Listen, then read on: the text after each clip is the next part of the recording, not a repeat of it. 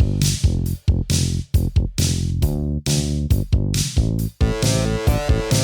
got you into a Remington party. What's my thanks? It's on the hallway carpet. I got paid in puke. Lick it up, baby. I got paid in puke. Welcome to Paid in Puke, the podcast where we discuss female-driven films through an inclusive feminist lens, with the help of the 1988 film Heathers. Paid in Puke is hosted by Jessica Baxter, Amy Green, and Christina Barr. It's also a spoiler-filled free-for-all. You've been warned. We are sorting out the Daniels Smash 2022 genre bender, Everything, Everywhere, All at Once, starring Michelle Yeoh, Stephanie Hsu, Ke Huy Quan, Jenny Slate, and Jamie Lee Curtis. Mrs. Wang. Mrs. Wang. Mrs. Wang, are you with us? I am paying attention. Now, you may only see a pile of receipts, but I see a story.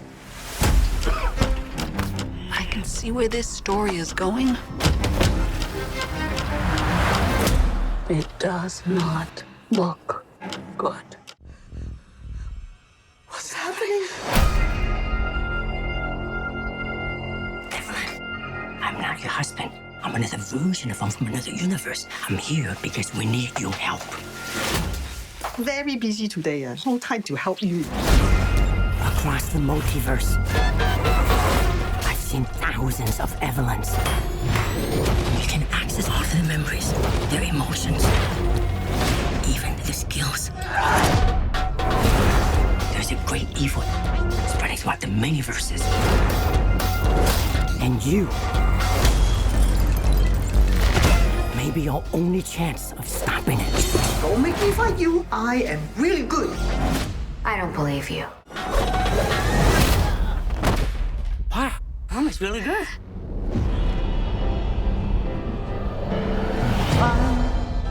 He's waiting in the wings. The He universe speaks of senseless things. is so much bigger Script is you and than you realize.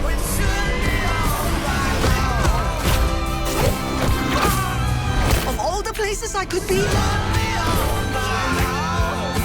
I just want to be here with you. Remember our mission concerning the fate of every single world of our infinite multiverse. There is no way I am the Evelyn you are looking for. Every rejection, every disappointment has led you here. To this moment. Don't let anything distract you from it.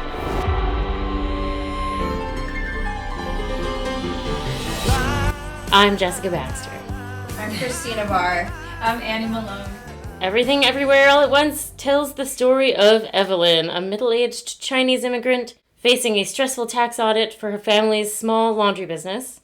Evelyn finds her life turned upside down when a mysterious multiverse-hopping force threatens existence as we know it. As Evelyn attempts to fight back, she connects to herself in other universes and must reconcile these identities in order to save the day. Also, it's a metaphor for generational trauma. Is that a good description of that movie? Yeah. It was difficult to write that. Awesome. Good job. Thank you. Before we get into it, I just want to give a little background on the trajectory of the film. It's probably pretty fresh in the minds of listeners at the moment because we just had the Oscar sweep, but for posterity's sake, this little film was produced by A24 and released in theaters March 22nd, 2022. It was impossible to know what it was about from the trailer, and the mystery was intentional. The IMDb synopsis at the time just said it's about a 55-year-old Chinese woman trying to finish her taxes.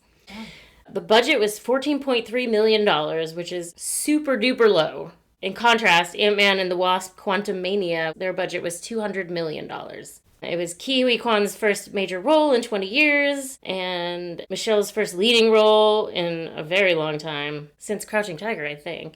And it made back over 7 times the budget at the box office and swept award season with 7 out of 9 Oscars that it was nominated for. Michelle Yeoh being the first Asian woman to win Best Actress at the Academy Awards and the second woman of color ever to win. So crazy.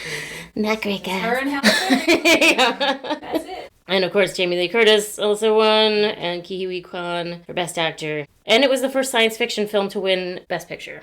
Let's see. Oh, there's so many facts about this thing. It surpassed The Lord of the Rings: The Return of the King as the most awarded film ever made. And I really like this description of sort of the everything everywhere mania, why this is such a big thing. Louis Vertel, comedy writer and Keep It podcast co-host, said, "It's a Marvel fan's version of a prestige movie." There you go. Yeah. As we already know from the Oscar episode, we are not in agreement on this film overall. So let's talk impressions and then lead into hot probs. Oh, fun. Yeah. Who wants to go first? I will go first, I guess, because I'm sorry, I hate this movie. I don't think I ever watched the trailer, because I went into this totally blind. It was like, you and Burgos were going, do you want to go see Everything Everywhere All at Once?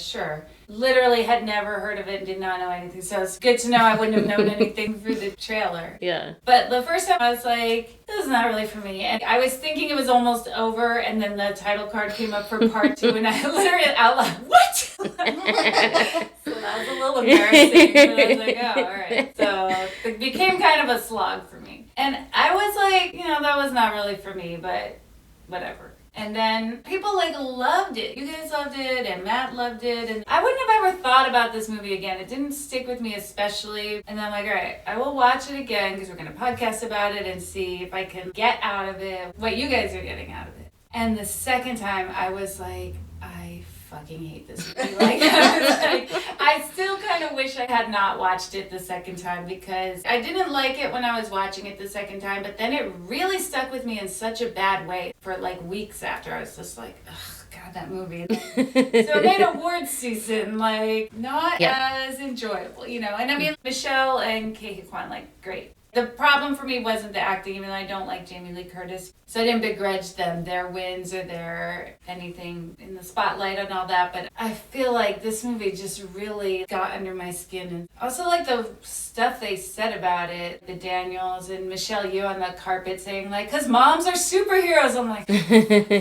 now I'm getting it. When you said that this is a Marvel version of a prestige movie, I'm like, all right, I see it. I'm why is this called this quirky indie thing when this is a superhero movie, I mean, obviously the message of it, and the thing that was nice, I would do laundry and taxes with you in any life or something like that. That was nice. And it's good to accept your gay children. I definitely want to be clear. Yes. That all that was nice, but man, this was a rough one for me. So that's mine. So what's your experience? Yeah, I didn't really know what it was about going into it. I wish I had seen it in the theater, but I saw it on my TV, which I feel like the theater would have been the best experience. But I really loved the relationship between Michelle Yeoh and her husband and with their daughter. I liked the message of it about how small and insignificant we all are, and it has this message of being kind or I feel like I'm not explaining it right. I mean, I agree. It's definitely about empathy. That's a big part of it because everyone has these judgments at first about, I mean, even what someone's gonna think, how Evelyn's I don't want to tell my dad that you're gay because he will hate that.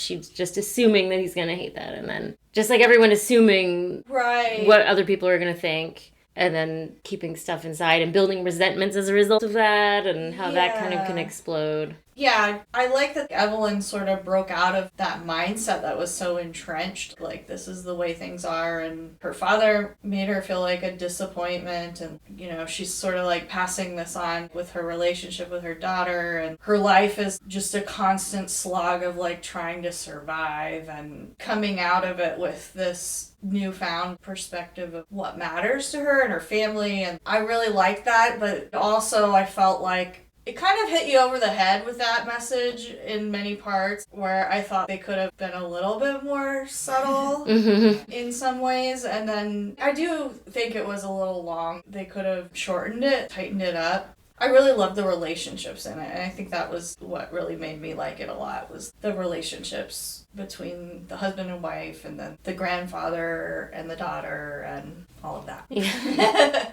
What really struck me about it on my first watch was definitely the parental relationship, especially the mother-daughter relationship, and to a lesser extent the wife relationship. I kind of saw myself in those roles, both the mother and daughter, and the wife being overwhelmed with things and feeling like you're the one that's keeping everything together and no one else is helping you, and getting frustrated by that. And definitely like when she calls her daughter, she's like, I have something to say to you, and it seems like it's going to be a touching thing. Joy, wait, please.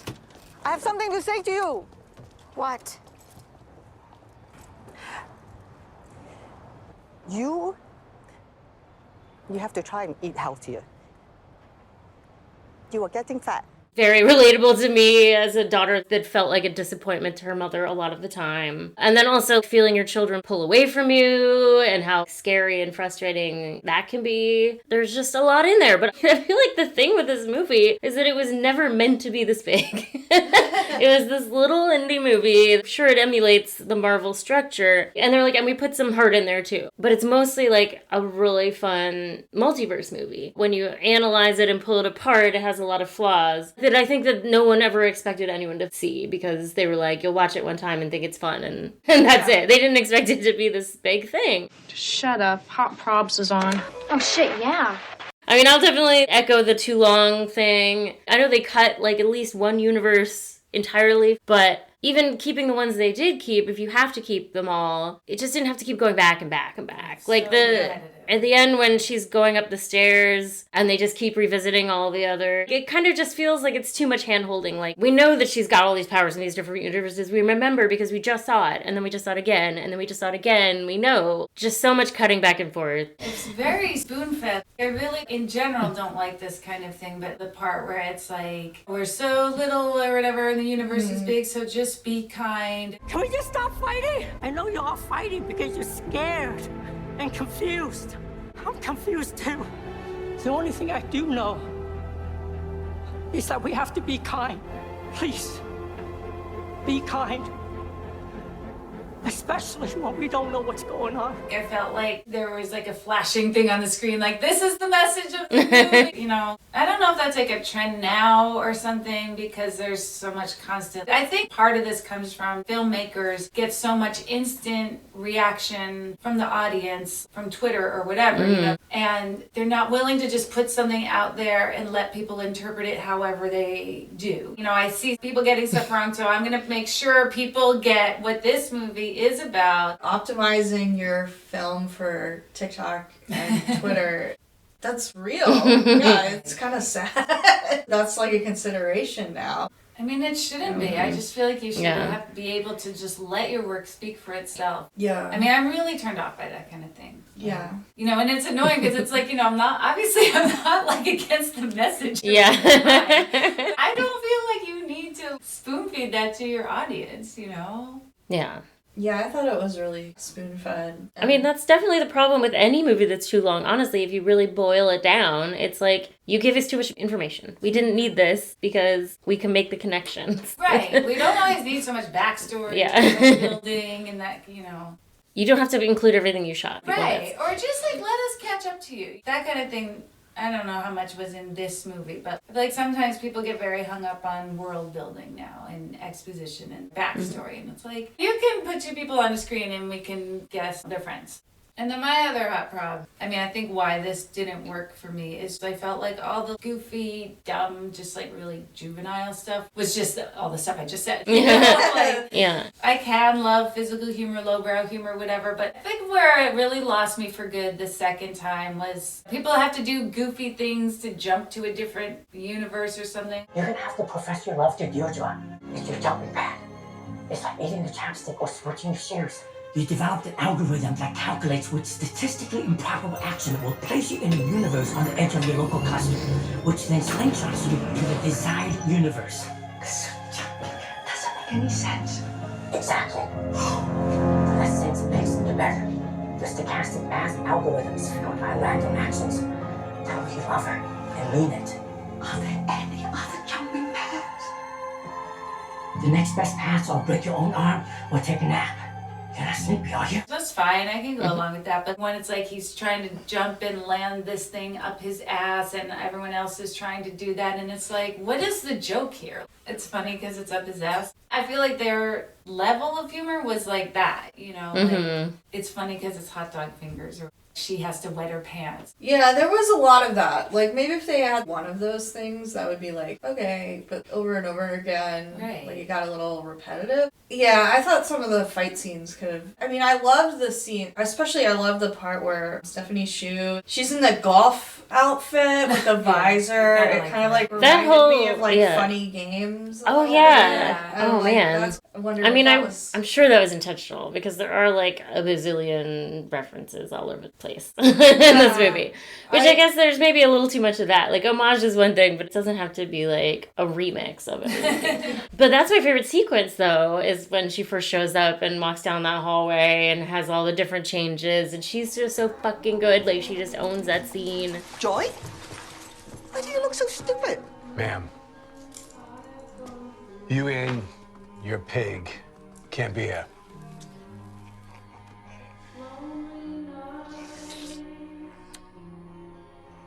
Is it that I can't be here? Or that I'm not allowed to be here? Hey, 礼貌点啊. Hands See, right. I can physically be here. But what you meant to say is you're not allowing me to be here. Hands behind your back. Come on. Well, it's like women. You're gonna make me walk through you? Yeah, you can't let you do that either. You with the cat! See, I don't think you understand the meaning of that word. And then, of course, the whole turning cops into confetti and smacking them with dildo hands. I love that. Yeah, the pink hair with the Elvis costume Yeah. with the security guard. I loved that. I mean, there were really great fight sequences. Like, I loved when Raymond had his leather fanny pack Yeah. and he's like, That's so cool. wielding it with the security guards. That was really cool. I feel like they got all the really good fight sequences in the first part of the movie. When I think about fight sequences, I'm like, yeah, the Wayman fanny pack, which he did a lot of that himself. There were only a couple of shots in that sequence where it's a stunt double, which is just so fucking cool too. I just love that he got to act in this movie and do the thing that he has been doing all this time, which is stunt coordination behind the scenes. And then the second one being Stephanie Hsu's walk down the hallway. And then after that, it's all just a blur of fighting around office supplies. So yeah, making the fight sequences tighter and more interesting. I mean, I guess, yeah, you're like, okay, the butt plug awards scene. That's not a good reason to remember that. They telegraph that when she's first in the office. Do you see these? You don't get one of these unless you've seen a lot of bullshit. Excuse my French. I mean, they're definitely like, here's the awards. They definitely look like butt plugs. And then she holds one up. In retrospect, you're like, okay, you're really telling us that that is going to go up someone's ass later. But then it's also just so unexpected, right? These are the guys that made the Farting Corpse movie. The Daniel Radcliffe movie where he is a corpse that farts. And Paul Dano rides him like a dolphin and all this crazy shit. And I mean, that movie is even more juvenile and gross. But it has like a little bit of heart. And it did well. It has a cult following. But it's just so interesting that now this is like a Ted Lasso kind of phenomenon. Yeah, seriously, yeah. And when like, that other one was so fringe. and then watching it again under that lens of like a Ted Lasso, be nice, whatever, somehow it made it seem longer because I'm watching two different movies. I'm watching the action movie part and then the family drama sprinkled family around. drama Yeah. part. I don't know. Okay, so what I got out of it was she's chasing her daughter. Her daughter is like manifested as this what is it? Jobu Tupaki. Jobu Tupaki. Jobu Tupaki. You're just making up sounds. Yes. Yeah. And that's like the evil darkness. She's an omniversal being with unimaginable power, an agent of pure chaos with no real motives or desires. And so it's like she's got to defeat her own daughter because her daughter has gone to this dark side of like nothing matters and it's like nihilism or something. Yes. Yeah. So I didn't really even think about everything unfolding until the last watch for the pod. It's that the Alpha universe where the first Wayman that you see in the elevator. He's from the Alpha universe, and then the Evelyn from that universe is dead, killed by Jobu Tupaki. I've seen you die 1,000 ways in 1,000 worlds. And every single one, you were murdered. But she created Jobu Tupaki. They both kind of realized how to exist in all the universes at the same time, and then therefore become all-powerful. Every version of joy is Jobu Tupaki. And it drove her daughter to become a nihilist, basically. She's like, if I can do anything, nothing matters. I got bored one day, and I put everything on a bagel. Everything. All my hopes and dreams, my old report cards, every breed of dog, every last personal ad on Craigslist. Sesame, poppy seed, salt. And it collapsed in on itself. Because you see, when you really put everything on a bagel, it becomes this, the truth. What is the truth? Nothing matters. Oh, Joy. You don't believe that? Feels nice, doesn't it? If nothing matters, then all the pain and guilt you feel for making nothing of your life goes away. But she's also like lonely, and she's traveling around trying to find, you think she's trying to kill the other Evelyn, but she's actually just wanting to talk to her. I don't know. You know why I actually built the bagel? It wasn't to destroy everything. It was to destroy myself. I wanted to see if I went in, could I finally escape? Like actually die. At least this way, I don't have to do it alone. So she kind of like defeats Jobu Tupaki by listening to her and then letting her go. Oh, kind letting of, her yeah. go. They have a thing where she's like, I just wanted you to see my side of things and then let me go. And so that's kind of what she does. But she has to do a lot of fighting in the meantime as well. And it takes a really long time to get to that. And she also is like, well, do you want to come with me into nothingness? But she doesn't. Yeah, I was trying to tie it to, like you said, like with the generational trauma. Evelyn sort of reconciles that she's going to show love to her daughter and well, and stop trying to make her daughter something that she thinks she should be. Jobu Tupaki was created because she was pushed too hard. Alpha Evelyn was like, I want you to find your potential. Like, go to the limits of your potential, even if you don't want to. So it's a little bit of just love me for who I am and don't make me me do anything, you know. So there's that. That's nice. Yeah. It's in there. I really just, I feel like if that were in there more subtly and in a shorter movie, we'd be cooking with gas. Yeah. The Daniels, I noticed this time around that they actually have cameos in it. One of them is like the S&M. He has like that secret room, and he tells Evelyn she's like a cleaner, go clean the room or something. Yeah. And then the other Daniel is in the end. His face gets all swirled up. Yeah, that was just my hot prob, the length of it. There's a lot of movies where it's that was just too long. But this is it's too long and too much. So it's a little different than cut for time. It's more cut for content too, a little bit. Just yada, yada, yada some of the things for us. Right, yeah. Does anyone have any more specific hot problems? I actually kind of like the idea when they're in the universe where they're just rocks, and it's oh, this is a universe that doesn't support life. I thought that was kind of neat, but then I thought the dialogue in it was so inane that it kind of wrecked it. You almost got me back in a little bit. I'm really trying to like this movie, guys. I'm making it easy. All my hot props are written as I hate this dumb thing. I hate the dumb stuff. I hate that. Another hot problem is that I just don't think, I swear I would have said this anyway, even if it weren't an Oscar contention thing, but I don't think Jamie Lee Curtis was that good. I thought she was too much. Yeah, she's very, very acting. Yeah. Yeah. And I didn't like that performance. I wanted her to be more subtle. I wanted her to pull back. Yeah, I thought she was a good bureaucratic villain, sort of. I definitely felt like in the first scene where they're going to the IRS, and there was some talk about how this IRS agent, do you remember the beginning? She's saying like this IRS agent is really going after people in the community or something. Like I kind of took it as the Chinese business owners. Like maybe she was just wielding her power like in this kind of racist way. Like you see in the meeting where she's really nitpicky about all of these receipts for like and condescending, like super condescending. You can buy a karaoke machine for your business. It's for your business.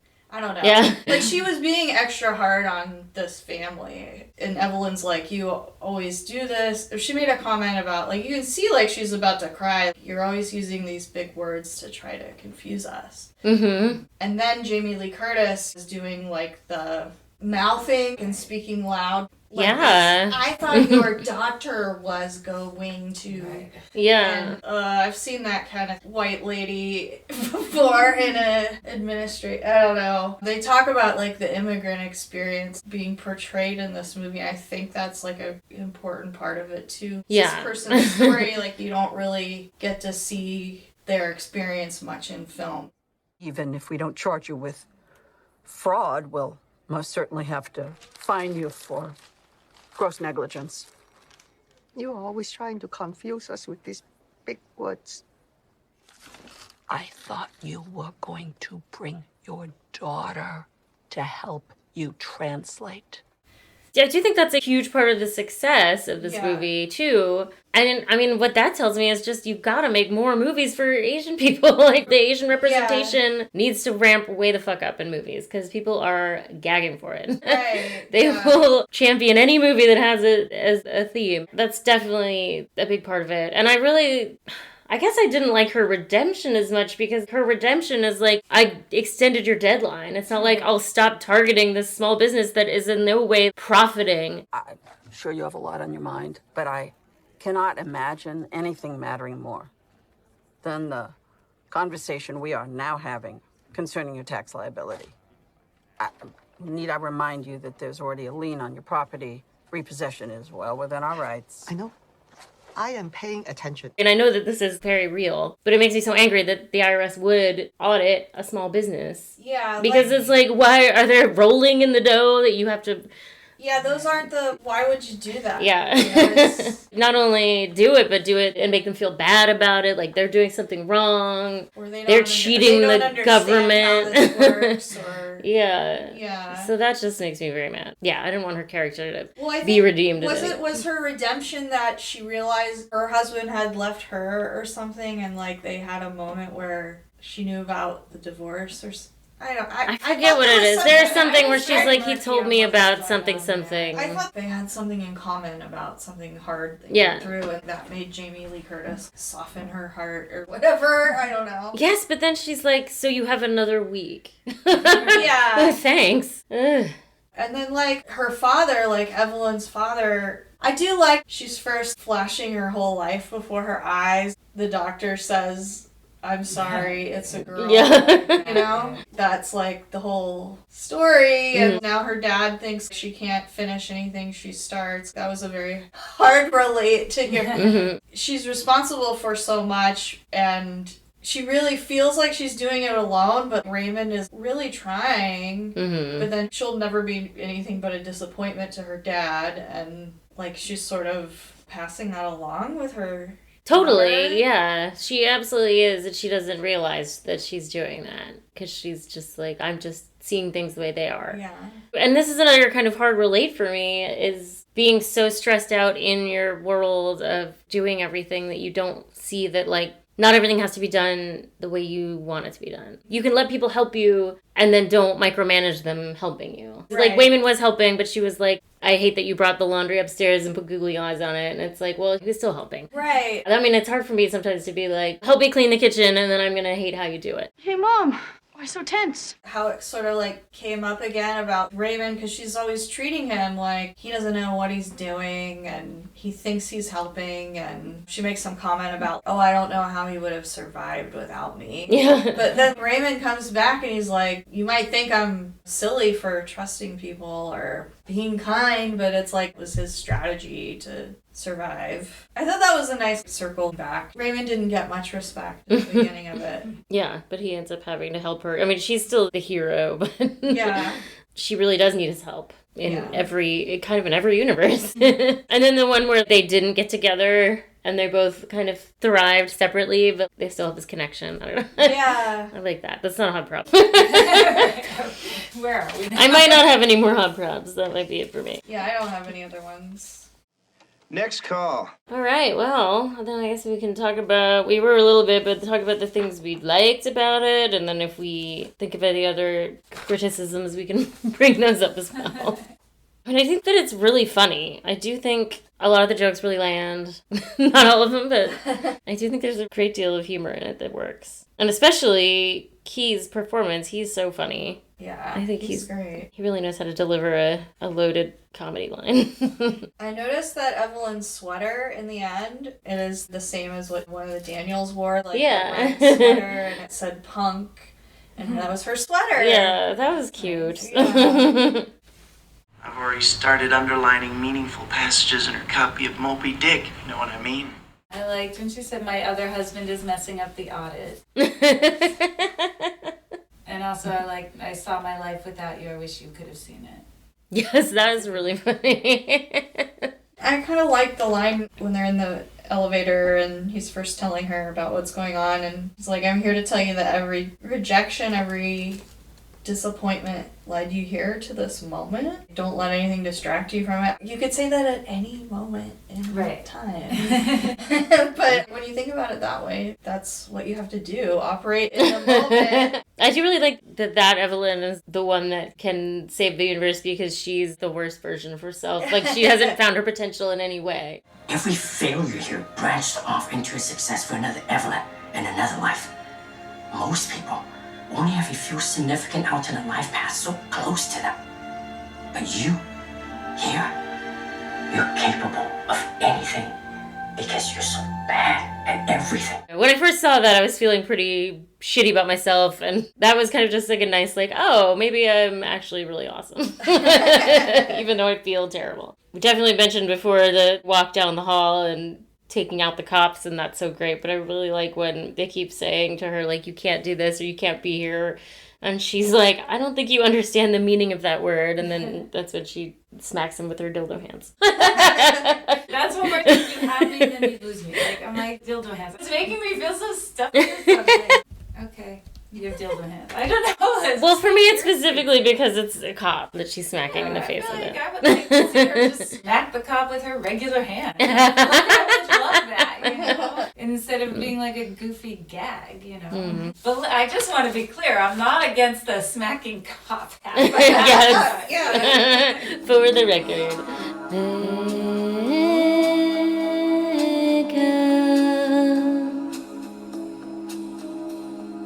I like Joy said, I'm so sorry, you're still hung up on me liking girls in this world. That is really funny. We're still doing this even after everything. Yeah, through all the multiverse. You're the reason my daughter doesn't call anymore. Why she drop out of college and gets tattoos. Why she thinks she's gay. I'm so sorry. You're still hung up on the fact that I like girls in this world. The universe is so much bigger than you realize. That just feels like a comment on society in a way. Really, we're still being bigoted about sexuality. That's so fucking dumb, guys. Right, but I feel like this movie is also like that. Has a hang up on sexuality. I don't feel like this is a sex positive. I feel like when it's okay, it's inherently funny because it's dildos or butt plugs or something, that's also a sexual hang up. If it's that's the whole joke. Yeah. You know, like you can make a joke about a butt plug or whatever, but if it's like that's the whole joke, like it's funny because someone sticks it up his butt, like that's a hang up about sexuality. Sure. Like, why is that funny? Yeah. Well, Jenny Slate was really funny and like she had a very small role as a customer. But in one of the multiverses, she's like, "Does my baby want to go for a walk?" And she like drop kicks her Pomeranian. She's like kicking her dog around, but then when someone else closes the refrigerator door on it, she's like, "My baby!"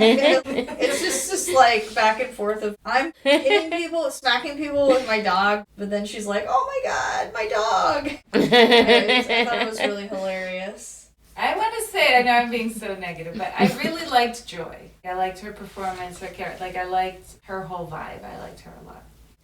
Yeah, that's great. No, I I'm a little pat completely agree. Yeah, she's so good. And it's a great character, and I really hope that we see Stephanie shoot a lot of stuff too. 'Cause I feel like she really made that character. I'm not sure if that character would have felt as alive in different hands. I do agree that like the rock dialogue is just way too much, but I do really like in the beginning, I think it's the beginning of the scene where they're like, what are we supposed to do here? I think it's the Joy Rock says, just be a rock. Yeah, I liked that too. Yeah. I mean, that just feels really meaningful, especially in contrast to I've got a million things I need to do, and I have all these relationships I need to balance, but in here we could just be together, and that's like a nice way of saying be present, but without it being like a target sign, you know? Yeah. I loved it when Evelyn came back and she goes up to her father and says, "It's okay if you can't feel proud of me, because I finally am." That was one of my favorite lines. And then after that, she was like, "This is Becky. This is Joy's girlfriend." You know, Yeah. It was just like a nice change. The Rakakuni thing was a little weird, too. I was like, that's just another multiverse, I guess. You are like puppets. You know, puppets? You can do things you normally cannot do. It's like that movie. That movie. Okay, what are you talking about? Rakakuni. What? Rakakuni. You know the one with the chef? And he makes bad food. Pui. And then this raccoon sit on his head. Ooh, control him. And then he cooks good food. Do you mean Ratatouille? Ratatouille? I like that movie. No. Rakakuni. I feel like that's a funny thing is when you remember something wrong, but like what if in some universe that's what it Yes. is? I think that's like a pretty cute idea. Yeah. It is. I really like that. And it does go on a little too long, but then it's... But yeah, beginning, like up until the point where the animal control takes him away, that's like all we needed to see. A fun fact I learned is that the raccoon is voiced by Randy Newman. Like he does have this little silly song, and it's actually Randy Newman singing a Randy Newman-esque song. Culinarily. Now we're cooking. Why nobody's looking. I don't know what I'd do without you. Yeah, we make a pretty good team. I really like that. It's funny. Especially because when you first hear it, you're like, it's with the mom getting things wrong. I don't know what's going on, but somehow I feel like it's all my fault. All day. I don't know what the heck is going on. But somehow, it feels like it's all my fault.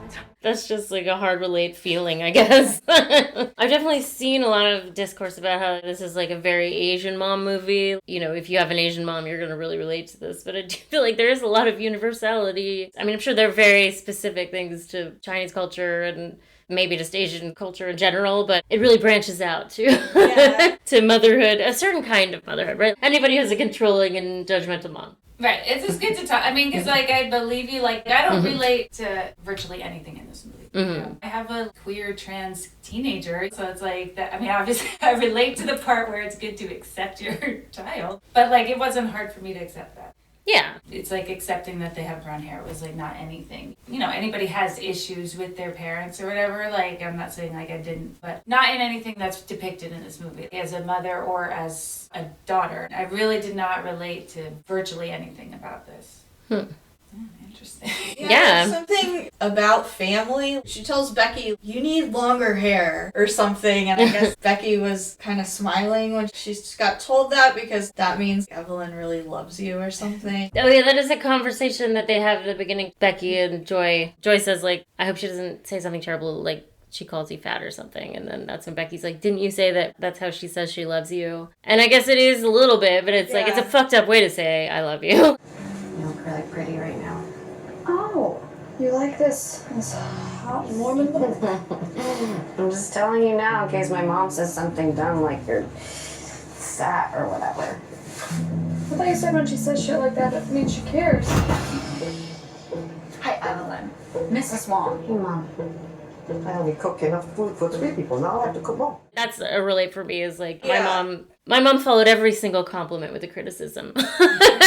Yeah, that's a hard family members. Like, I don't ever have anybody comment on my body or anything except thinking about it. It's been like family, and I don't. There's something about what is it about family members that they can comment on how you look or what? I don't know. It's just a weird. It's a weird thing. It is pretty weird. Yeah, we definitely need to eradicate that. Right. It's really messed up. I liked in the end with Joy, Evelyn tells her, I will always want to be here with you. I really love that. You are getting fat. And you never call me, even though we have a family plan. And it's free. You only visit when you need something. You got a tattoo, and I don't care if it's supposed to represent our family. You know I hate tattoos. And of all the places I could be, why would I want to be here with you? Yes, you're right. It doesn't make sense. Maybe it's like you said. Maybe there is something out there, some new discovery that will make us feel like even smaller pieces of shit. Something that explains why you still went looking for me through all of this noise. And why? No matter what, I still want to be here with you. Yeah. It was very just like pure. I do like that idea of different timelines and like every pivotal moment in your life there's a version of you that went the other way, you know. I think there's a lot of very sweet sentiment that I did like in this movie. I mean, I watched it the second time with Matt, and he really loved it. I feel like this was the closest I could come to loving it. I still do. That's something that we talk about all the time. This timeline is the best timeline, which I think is really sweet when he said that, because he's had some real bad stuff in this timeline. I think as we met later in life, like, we think about that a lot, you know? Yeah. Yeah. I like the sentiment of this movie. I guess it's the execution of it that I totally hate. That's what I was going to ask, if there is a movie in there that you like. If someone could edit it down per your notes, could they make something you'd like? It would be really short. On paper, yes, you know, multiverse and here's what we want to happen. I like that idea, but all the elements that are actually in this movie is just all stuff I don't like. I like what you said about the timelines because I feel like we live multiple lives in one life, you know, and my childhood, that's like its own multiverse or something. Like I don't live there anymore, you know, and I feel like I have this other block of time as a young adult, which probably ended at 40 or something, and I feel like I have like 3 multiverses. Yeah, where you're like, I think where of I'm that like, too. I'm different, or I'm Just my world's times different. Where you like sort of made a decision and you know if you had made the other choice, your whole life would be completely different. You know, there's a couple things like that for me. I would have had an entirely different life. You know, it's not like, oh, I took this job and not this one and it was at a different company. And you know what I mean? Yeah. It's just like a real verge, you know. I think about that kind of thing a lot, you know, obviously. Yeah. I feel like that is like a low-key message of this movie, and there aren't that many low-key messages, but just that, like, if you're not happy with the way your life is, you don't have to continue living it that way. Right. Yeah. Like, you're not really stuck. I mean, there probably are people who are like, to extricate them from that, it's very difficult, they would need a lot of help, but, you know, the average American family. Meaning, you know, immigrants too. Like everyone who lives in America, like you can just change your life if you don't like it. Do something else. Like it's sort of like the takeaway is that the opposite of what's depicted in this movie is the actual truth. If you're unhappy, like you don't get another chance. Maybe there's a multiverse, but you don't know that, you know, like this is your one shot. Don't spend all of it miserable, you know. Yeah. Yeah. I do have one more meaningful passage that I felt like it cut me in the movie. My wife confuses her hobbies for businesses. An honest mistake. Yes. I was like, holy shit. Especially because, like, I have to fill out a Schedule Z every year, and it's always a pain in the ass, and I'm always like, why do I do this? Sorry. My wife confuses her hobbies for businesses. An honest mistake. I fucking love that line. That's not a relate for me. No. Like I see Yes, it, yeah. I feel like this is really enlightening. Yeah, totally. What else does a suicide need, huh? Now, if you'll excuse me. Why don't we go to the lunchtime poll then? So this is what's called a lunchtime poll. You had a good phrasing, Annie, so why don't you... Was it just talk about a pivotal moment, pivotal decision? Like sliding doors? Like a sliding doors moment, I guess? Yeah. Talk about a sliding doors moment. Talk about a sliding doors moment. So Yeah. here's what's called. My answer would be probably making the decision to move to Seattle and leave Florida because I was feeling very stuck there. I was like 27, but it's like a college town, and once you're older than 22, there's like a different scene. It's like just this university town where I felt like I was growing out of it, and I felt like there was more out there, and I had come to visit here. I came out here for Thanksgiving to visit my sister and my brother who were living out here, and I just remember being so upset I had to go back home because I just felt like, oh, I have to go back home. I'm so glad I moved out here. I actually had to like force myself to just do it. I was like, I'm gonna be here forever if I don't leave. And then I was like taking care of my mom, and I was like 27, but I felt like I was like 55 or something, you know? Yeah. Anyways, I bought a one-way ticket out here, and I have made a life here, and I like it here a lot, and I feel like it's home, and I'm so thankful that I just did it, you know? And then I also think about what my life would have been if I had stayed there, and I don't know if things would have changed for me. And now that I've been out of Florida for a long time, you don't realize, like, when you're living in this world, Florida's not that great. I would never live there again. Now it's like run by psychopaths.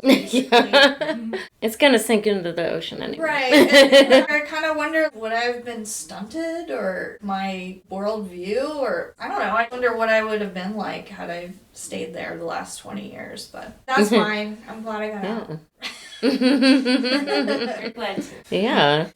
What was I, like 24, 25? I don't know. There was a point in which I was living with my friend Faye for a long time, and then she basically like broke up with me as a roommate and like wanted to kind of forge her own path for a while. Like we used to hang out all the time, like best friends, Romy and Michelle style. And then, you know, that's a natural thing to start moving on. And so in the process, I was like, I need a fucking hobby. I need something to do to occupy my time. And so I was just like looking through The Stranger and just looking for anything that jumped out at me as something I could do as a hobby. Didn't play any instruments, not really an actor. But then there was the Fringe Theater Festival, and they were doing Cannibal the Musical, the Trey Parker and Matt Stone college movie that they made, and I really loved that movie and musical. And they were looking for, well, actually, I think they weren't even looking in the ad, they were just saying, come audition. And I was like, well, what if I just ask if there's anything I could do to help on it? I don't remember if it was a number or an email, but I got in touch with them and they're like, oh, we do need a production manager. Basically, we'll run the show, but we need someone to do all the logistical shit. And I was like, that is my wheelhouse. So let's do it. And I did that. And I met a bunch of people in the theater community, including a guy that ended up being my boyfriend for the next 3 years. And he introduced me to basically everybody I'm friends with right now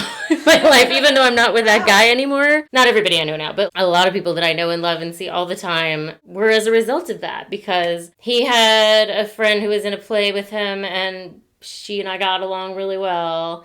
And then she introduced me to this other friend who then, when we made a zombie movie short film, we had like a fundraiser. So my friend Elise who I met through my ex, invited the other friend, and he brought along the man that is my husband today.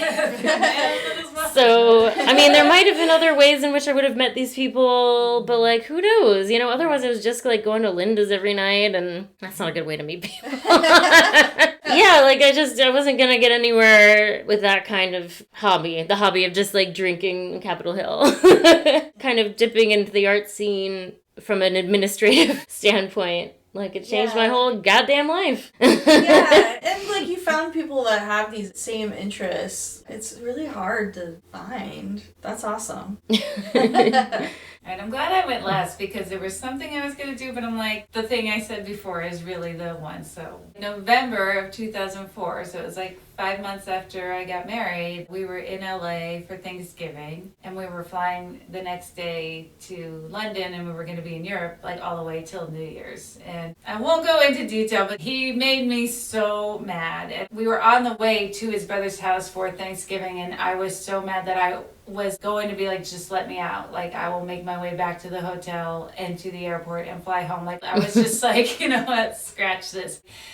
But we were flying to London the next day, you know? So I really was very close to, like, just dipping out of the whole thing. And I didn't. We were married for 15 years, and we had 2 kids, and my kids are, for reals, my favorite people in the whole world. Like, I fucking love my kids. But I also know there's, like, this other life where if we had split up then, I probably would have gotten married again. I'm, like, almost positive I would have gotten married again, maybe had kids. I mean, I was only 32. And I'm sure after we sorted things out legally, we would have never spoken again. It would be like this anecdote, you know, like my first husband. There was something else I was going to talk about, but that is really truly like the most sliding doors moment in my life where I know everything would have been so completely different. So I guess that way. Yeah, that is pretty big. That's a perfect answer. Yeah.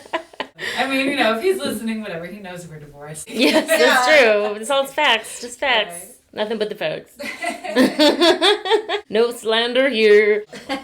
How very. I feel like I had a couple fun facts to close this out. Great pate, but I got a motor if I want to be ready for that party tonight. Obviously, if anyone has any other things they want to mention. Any plugs? Any plugs? Anyone want to plug this podcast on the podcast?